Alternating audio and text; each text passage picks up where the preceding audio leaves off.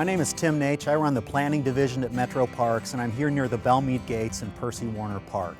Over the next several months, the Parks Department is going to be undertaking some construction projects in the park, and we want to let everybody know what's going on. At over 3,100 acres, the Warner Parks are truly one of Nashville's natural treasures. Over the last 10 years and even over the last 5 years, we've seen an explosion in usage in the parks. We now have over 1 million annual visitors to the park. This is great. It means that more people than ever value what the Warner Parks have to offer. But it also means that we're seeing more and more signs of overuse and even abuse of the parks. Some people say the Warner Parks are being loved to death.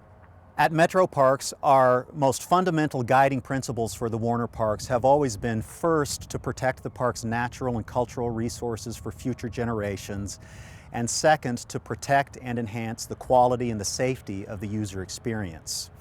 So to that end, we're undertaking some improvements in the park that will change some of the ways that people access and experience the park.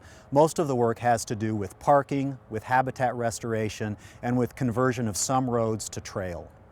I'm now here at Deep Well, which is one of the major entrances to the park off of Highway 100.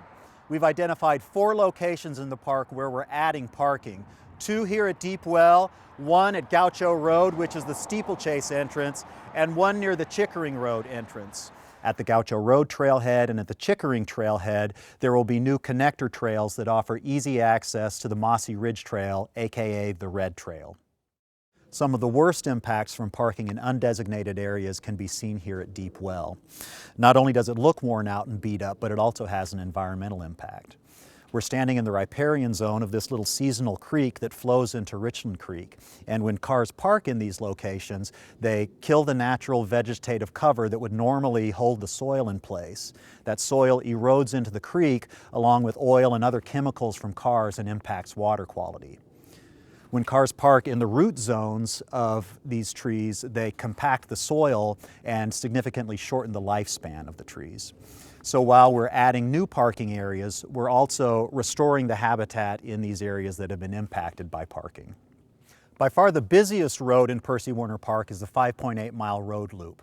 Currently, about 2/3 of the traffic on the road is bicycles and pedestrians, and 1/3 is cars. And this is where we see the most user conflicts. Part of the problem is the rules. You ask 5 different people what the rules are, and you'll probably get 5 different answers. So by converting the 5.8 road loop from road to trail, taking cars out of the equation, we solve a few problems. We instantly reduce traffic by 1/3. We create a vast 700-acre car-free zone, which also benefits wildlife. And we improve safety by applying the same rules here that already apply to all of the other multi-use trails and greenways in Davidson County. Emergency vehicles will still be able to access the trails in the same way that they do now, aided by new signage at the entrances. When you add in the connector trails to the loop, the total number of new trail miles will be about 7.5. Now, we recognize that some people, especially those with limited mobility, still enjoy a scenic drive through the park. There will still be over 10 miles of open road in Percy Warner Park. And on those road segments, we're making intersection improvements and signage improvements to ensure that people can still enjoy a scenic drive through some of the most panoramic parts of Percy Warner Park.